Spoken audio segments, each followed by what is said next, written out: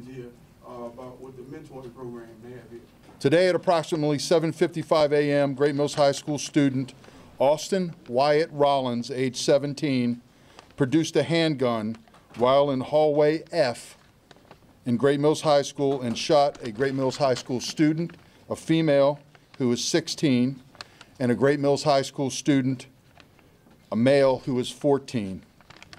School resource officer, Deputy First Class Blaine Gaskell, was alerted and immediately responded and engaged the shooter.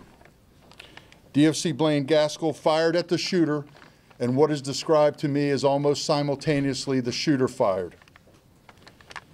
First aid was immediately initiated by deputies, troopers, and school nursing staff to include a tourniquet placed on the shooting victim and CPR. There is an indication that a prior relationship existed between the shooter and the female victim. We are working as we speak to determine if that was, and if so, the extent of that, and if it was part of the motive for this shooting. Well, I did. Again, what we understand is that the shooter shot the female student, and then the SRO responded and engaged. That appears to be, as described to me, less than a minute. It could be seconds. So, and then the second part of your question as to whether or not the shooter committed suicide, that is a potential. As I described, when the SRO fired that shot, there was a shot also fired by the suspect or the shooter. And do you believe his actions saved thousands or hundreds of students in that school?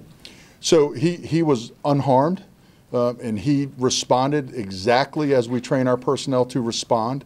And I'm sure right now, in the aftermath of this, he's doing well, and we're going to do everything to support and promote him and his well-being. But you have to understand the situation that he responded in. These are children, as Dr. Smith said. And so I'm sure that weighs on his mind. I'd like to introduce Dr. Scott Smith, Superintendent for St. Mary's County Public Schools. If you don't think this can't happen at your school, you are sadly mistaken. We are shaken, but we are very strong in St. Mary's. This is an incredible community.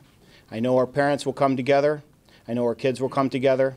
And hopefully, on the other side of this, be stronger and make good decisions to keep our kids safe every single day. Dr. Smith, St. Mary's does not really recognize.